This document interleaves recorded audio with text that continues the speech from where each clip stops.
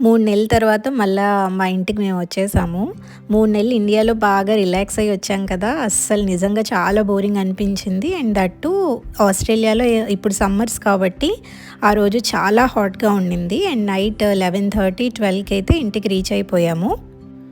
So మేము వచ్చి cook చేసుకోవడం కష్టమని మా ఫ్రెండ్స్ అయితే చపాతీ, కర్రీ అండ్ అలాగే పాలు, బేసిక్ థింగ్స్ అన్నీ కూడా ఇంట్లో పెట్టేసి వెళ్ళారు. అందువల్ల మాకు కొంచెం ఈజీ అయిపోయింది. సో రాగానే ఫస్ట్ పిల్లలి పాల బాటిల్స్ అవి క్లీన్ చేసేసి పిల్లలకి స్నానాలు చేయించేసి వాళ్ళకైతే ఫస్ట్ ఫుడ్ పెట్టేసాము.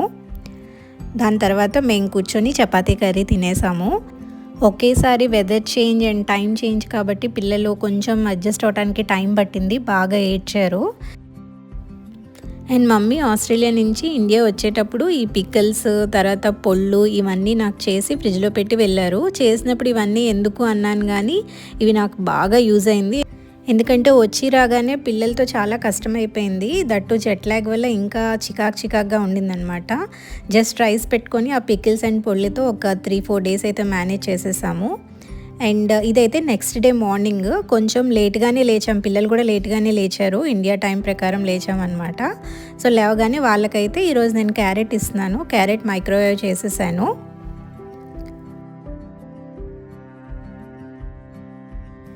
జెట్ లాగ్ ఎప్పుడు మాకు ఇంతలా లేదు. 1 to 2 వీక్స్ పట్టింది నార్మల్ అవ్వడానికి.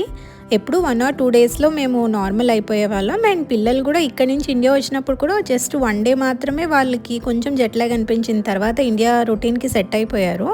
బట్ ఇక్కడ వాళ్ళకి మినిమం 3 to 4 డేస్ పట్టింది. బట్ లక్కీలీ వాళ్ళు సెట్ అయ్యారు. కానీ ఆ 4 డేస్ మాత్రం అయితే మాకు బాగా చుక్కలు చూపించేశారు.